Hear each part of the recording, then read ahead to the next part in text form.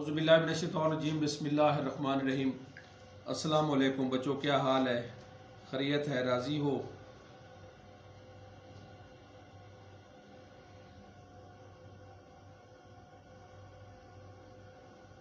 आज second year का जो है वो हमारा लेक्चर नंबर 22 है और जो चैप्टर है वो हमने 16 स्टार्ट किया था, लेकिन उसको मैंने रोक दिया था क्योंकि 1-2 मिनट रह गए थे।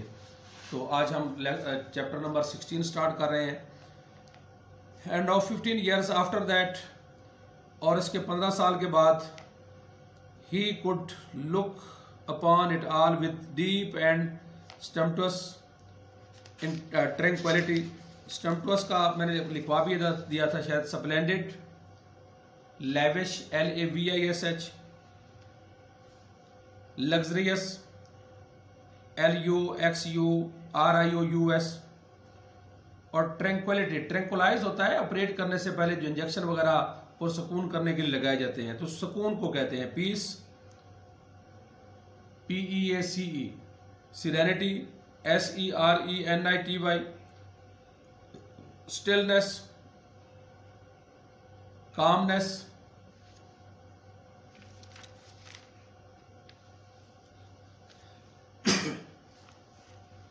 उसके 15 साल बाद वो उसे और शानदार इत्मीनान के साथ देख सकता था।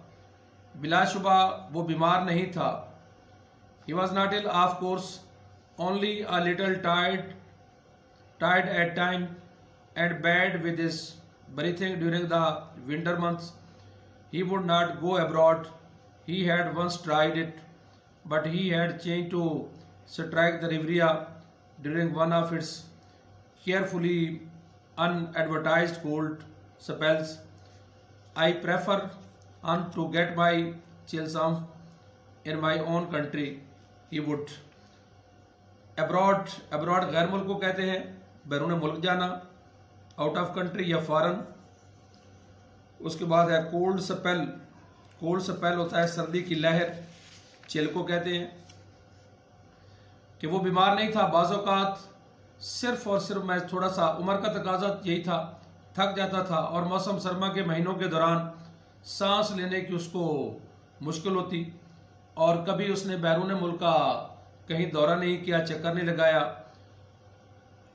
और ये भी एक वजह थी, उसने एक दफ़ा कोशिश की थी, लेकिन रिवरिया तक जाने के मौका मिल जाए उसको मिला, तो जिसके दौरान अचानक रुनमा होने वाली सर्दी की लहरों की वजह से उस सर्दी की लहरों ने उसको अपनी लपेट में ले लिया और वो वापस आ गया। और वो अक्सर कहा करता था कि मैं तरजीह देता हूँ अपनी सर्दी में मुब्तला होने को और अपने मुल्क में, कि वो उसके बाद ये कहा करता था, कहता कि मैं मौत से ज़्यादा तरजीह इसको देता हूँ। He had to take care of himself when there were east winds, but autumn and winter were not really so bad. There were warm fires and books, and you could look forward to the summer. It was summer that he liked best. Of course, apart from the weather which suited him, there were the continual visits of old boys. Look forward के मानी इंतज़ार करना, बेचैनी से इंतज़ार करना।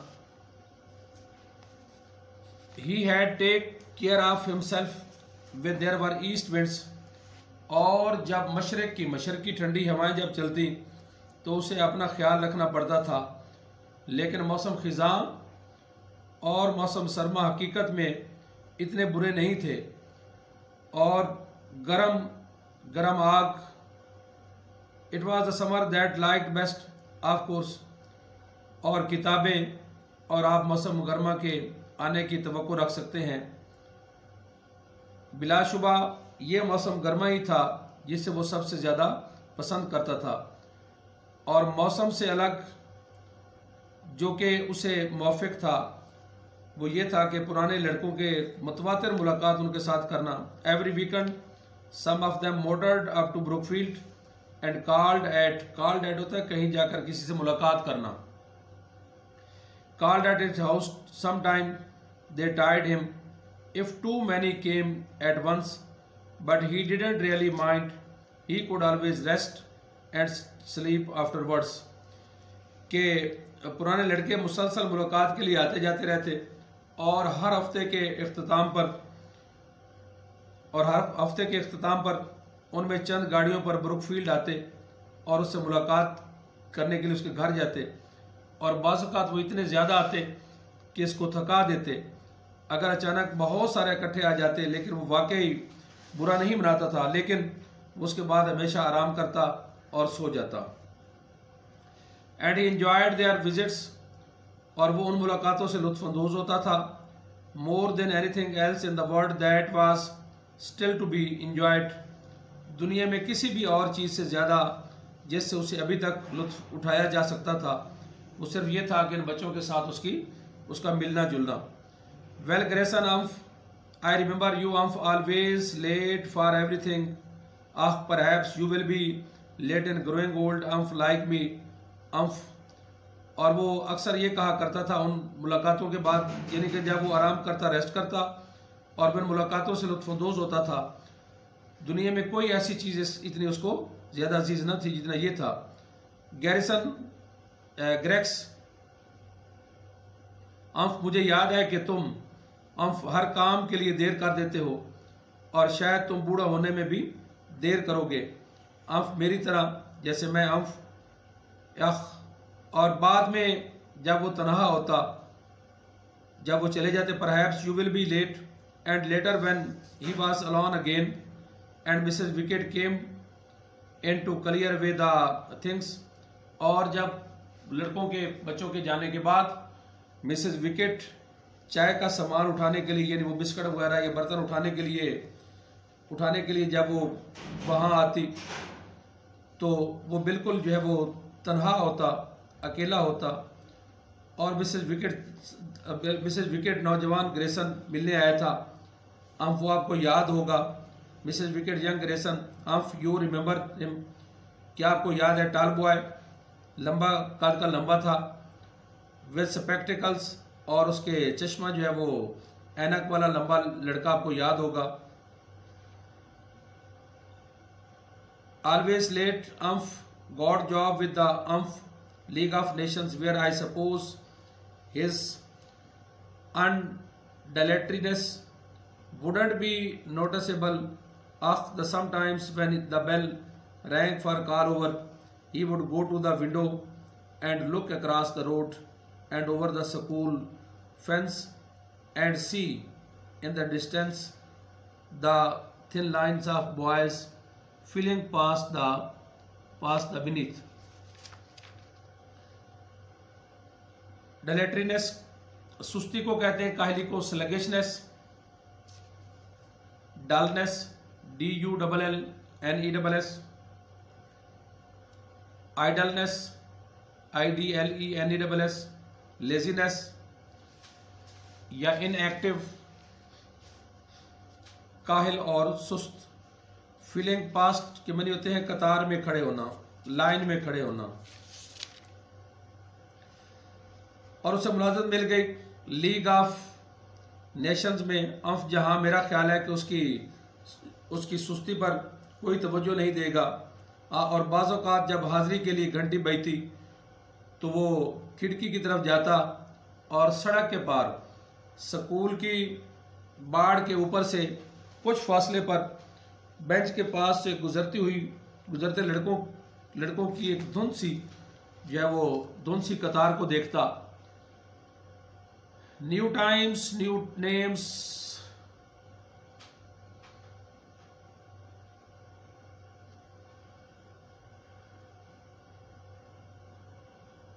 हर साल नए चेहरे आते हैं, नए बच्चे आते हैं, बेटे बेटियां आते हैं, वो चले जाते हैं।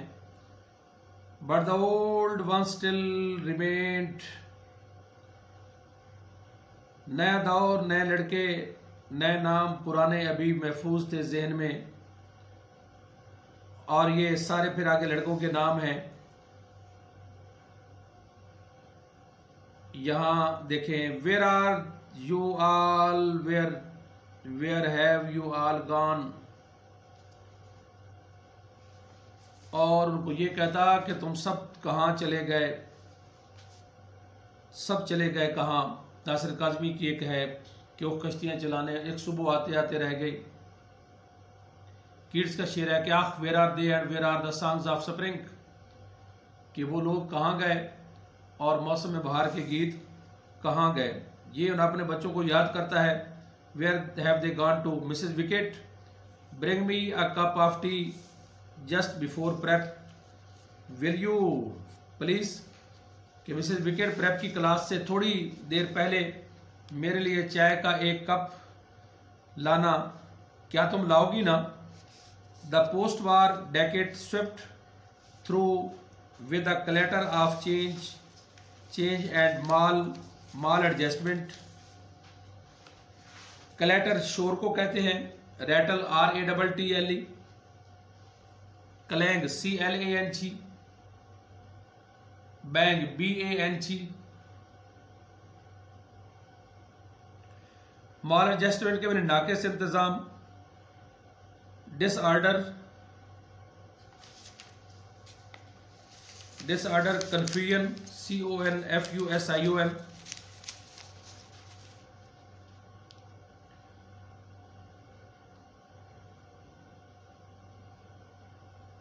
कि जंग के बाद का अशरा तब्दीली और बदनज़मियों के शोर के साथ तेज़ी से गुजर गया। Chips as he lived through it, Chips जो कि इस दौर में से गुजर रहा था, was profoundly disappointed when he looked abroad, और वो जब बैरून ममालिक को देखता तो बहुत मायूस हो जाता, यानी बैरून ममालिक को देखता तो बहुत मायूस हो जाता। दरुथर चौंक्स, ये नाम है उन बच्चों के। There was enough to be uneasy about in the world, but near him a Brookfield and even a wider sense in England, there was something that charmed his heart because it was old and had survived more and more. He saw the rest of the world as vast disarrangement for which England had sacrificed enough and perhaps too much. कहता है कि chips जो कि इस दौर में से गुजर रहा था, कौन सा दौर था, जब बैरूनी ममालिक को देखता तो बहुत मायूस हो जाता, और चवांग और ये लड़कियां दुनिया में बेसकून करने के लिए काफ़ी कुछ मौजूद था, लेकिन उसके नज़दीक जो ब्रुकफील्ड है उसका जो तजर्बा है, हत्ता कि एक वसी तर मफहूम में इंग्लिस्तान में कोई ऐसी चीज़ थी जो उसके दिल को मुतअस्सर करती थी, क्योंकि ये चीज़ बहुत कदीम थी और बाकी बची हुई थी। जितना ज़्यादा उसने बाकी दुनिया को देखा उतनी वसी और बेतरतीबी थी, जिसकी वजह से इंग्लिस्तान में कोई ऐसी चीज़ थी जो उसके दिल को मुतअस्सर करती थी, क्योंकि ये कदीम थी और बाकी बची हुई थी। जितना ज़्यादा उसने बाकी दुनिया को देखा उतनी वसी बेतरतीबी थी, जिसके लिए इंग्लिस्तान ने काफ़ी कुछ कुर्बान किया था। और गलबन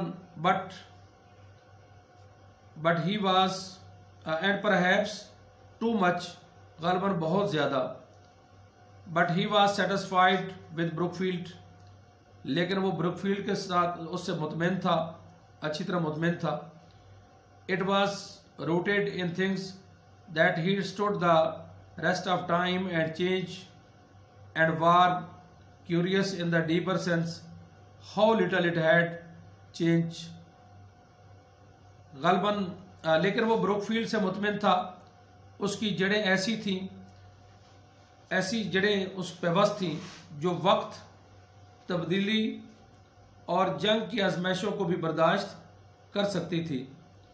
और अजीब बात यह थी कि उस गहरे मफहूम में ये कितना कम तब्दील हुआ था। जो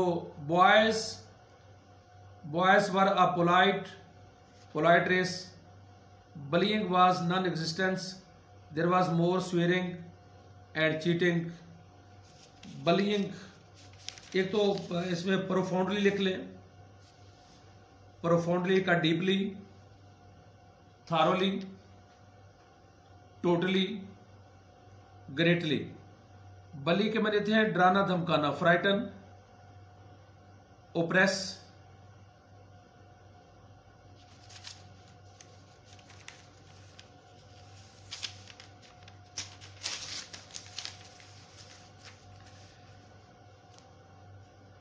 द बॉयज।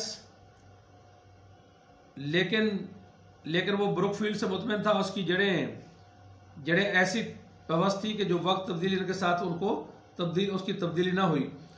लेकिन गुंडागर्दी ख़त्म हो गई और कस्में खाना, धोखाधड़ी ज़्यादा हो गई। उसके बाद उस्ताद और लड़के के दरमियान पहले से ज़्यादा हकीकी दोस्ताना मरासिम थे।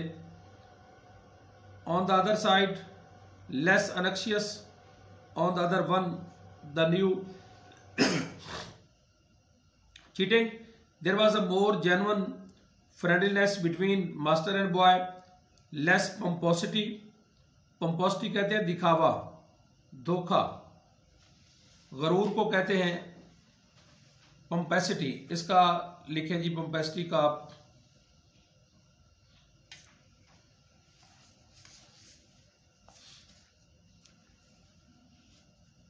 pomposity इसका vanity, vanity, proudness, arrogance, arrogance, pretentious, obnoxiousness खुशामद को कहते हैं, चापलूसी करना, खुशामद करना, फ्लैटरी या false praise। होल्ड विथ का मैंने होता है अप्रूव या ratify. Of one side less anxious of the one of the new masters fresh from Oxford even let the sixth call him by his Christian name chips didn't hold with that indeed he was just a little bit shocked. He might as well sign his terminal reports up yours affectionately. He told somebody during the general strike of 1926. Brookfield boys loaded। आज धोखाधड़ी हो गई और उस्ताद और लड़के के दरमियान पहले से ज़्यादा जो हकीकी दोस्ताना मरासिम थे, एक तरफ कम जो है वो शान व शौकत और दूसरी तरफ कम खुशामद थी। नए साथी में से एक ने, जो कि अभी ऑक्सफोर्ड से अभी पढ़ के आया था, हत्ता के छठी क्लास को अपने असली नाम से उस पुकारने की इजाज़त दे दी थी। चिप्स ने यह बर्दाश्त न किया, बल्कि वाकई उसे थोड़ा सा सदमा पहुंचा और वो अपनी हतमी रिपोर्टों पर और आपका प्यारा लिखकर अपने दस्तखत कर सकता था। और उसने किसी को बताया कि during the general strike of 1926 Brookfield boys loaded motor vans with foodstuffs. When it was all over Chips felt stilled emotionally as he had not been since the war something had happened. कि 1926 की आम हड़ताल के दौरान Brookfield के जो लड़के थे, लड़कों ने खाने पीने की अशिया को मोटर गाड़ियों पर लादा और जब वो सब कुछ ख़त्म हो गया तो चिप्स के जज्बात भड़क उठे और वो जंग से लेकर अब तक जज्बाती नहीं हुआ था। कोई चीज़ रुनुमा नहीं हुई थी, ऐसी कोई चीज़ जो है वो कोई चीज़ ऐसी रुनुमा नहीं हुई थी। Something whose significance had yet be